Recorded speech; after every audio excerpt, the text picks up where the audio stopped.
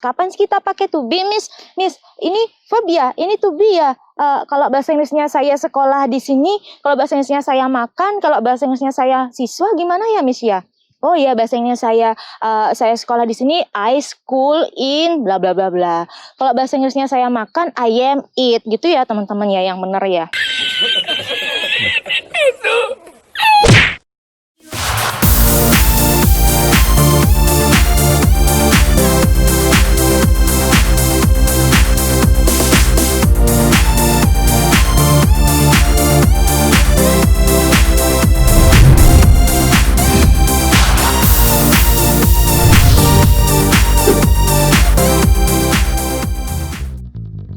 Hey, welcome back again with me, Miss Yun, dalam channel aku with Miss Yun, yang mana kita bakalan again ngebahas anything, segala sesuatu yang edukatif, inspiratif, dan berfaedah. Hore!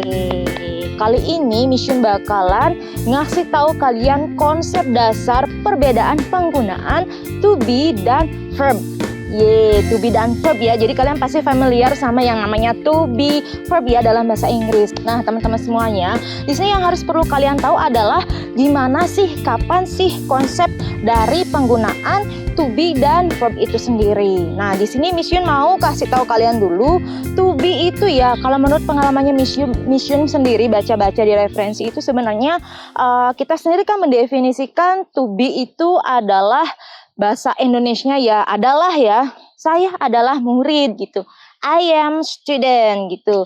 Nah, tapi kalau kita cek sebenarnya di grammar bahasa Inggris, to be itu termasuk ke dalam auxiliary. Dia adalah kata kerja bantu, yang mana maknanya itu kita nggak bisa nentuin apa maknanya. Yang jelas dia adalah kata kerja bantu yang membantu di kalimat itu sendiri. Jadi ada pokok utamanya yang dibantu. Jadi to be itu nggak bisa berdiri sendiri, yang namanya auxiliary gitu ya.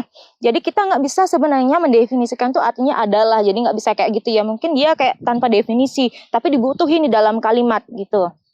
Nah, perbedaannya adalah Miss Yun kasih contoh aja langsung ya, biar kalian bisa langsung praktek ceritanya secara online nih sama Miss Yun ya. Jadi coba kalian cek kalimat di samping ini ya.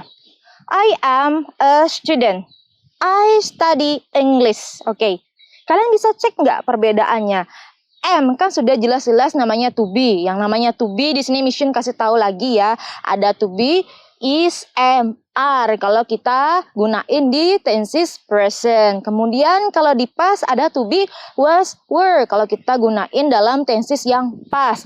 Dan ada juga kita pakai be dan been ya teman-teman ya. Been itu kita pakai nanti di perfect. Tapi di sini Miss Yun bakalan fokus terangin dulu kapan, di mana letak penggunaan to be dan verb itu perbedaannya ya.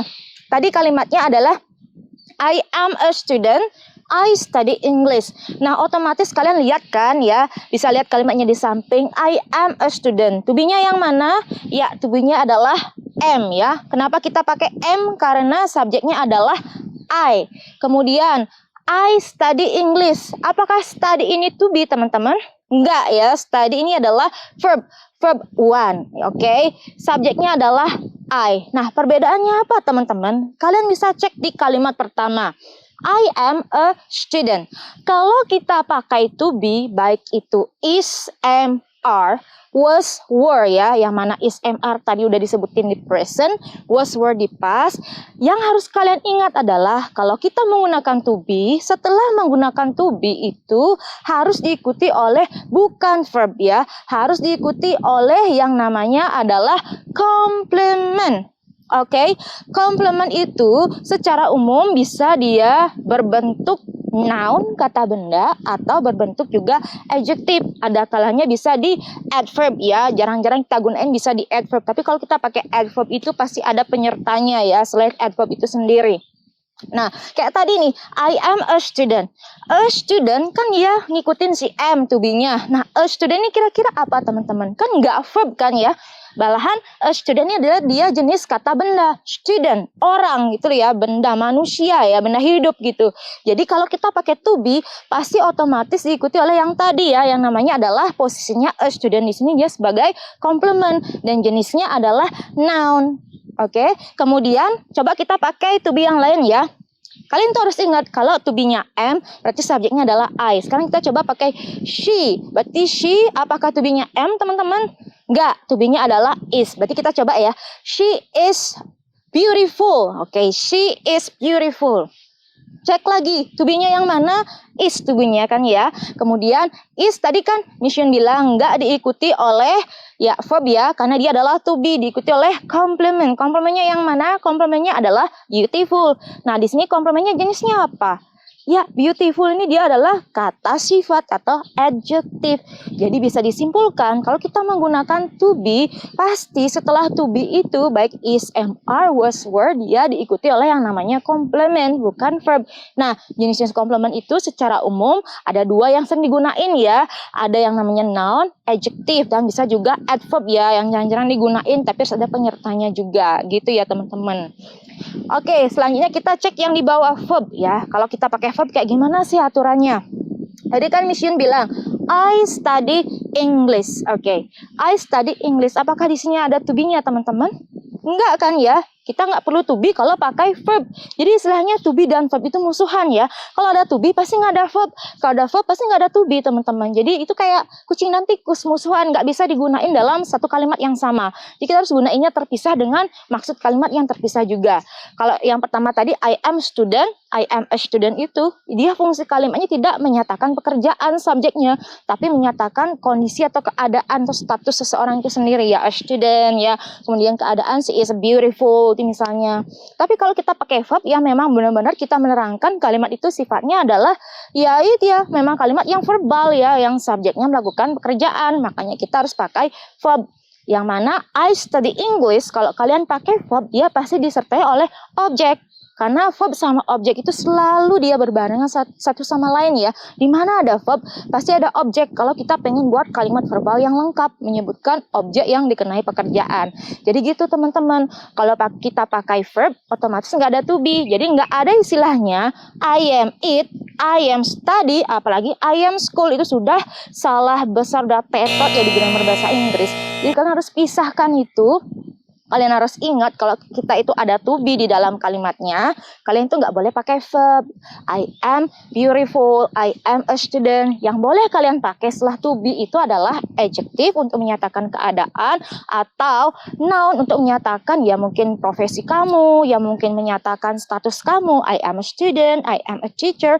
Yang jelas tidak boleh kalian langsung terobos itu pakai I am it, I am study, kecuali nanti kita ngomongin tenses yang lain yang kita memang benar-benar butuhin to be itu ya, tapi kita harus ubah verbnya. Next Miss bakalan bahas lagi deh tentang itu. Dan kalau pakai verb kalian nggak boleh pakai to be ya.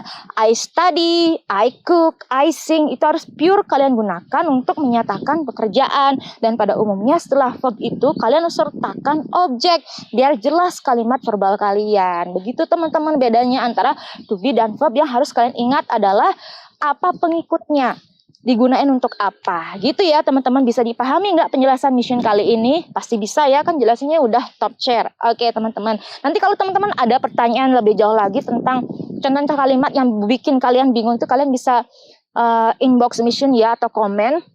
Biar Miss Yun bisa balas komen kalian dan jelasin secara tekstual ya ke kalian melalui channelnya Miss Yun.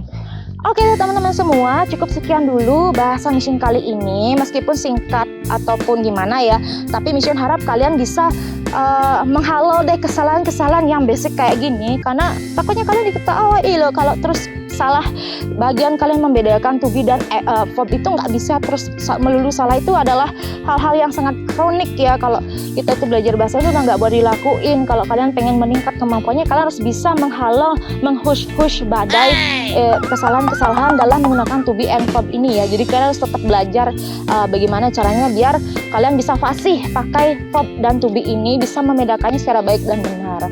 Semoga yang aku sampaikan ini bermanfaat ke kalian, biar kalian bisa lebih semangat lagi belajarnya. Walaupun ini masih materi dasar, tapi dasar itu menentukan segalanya.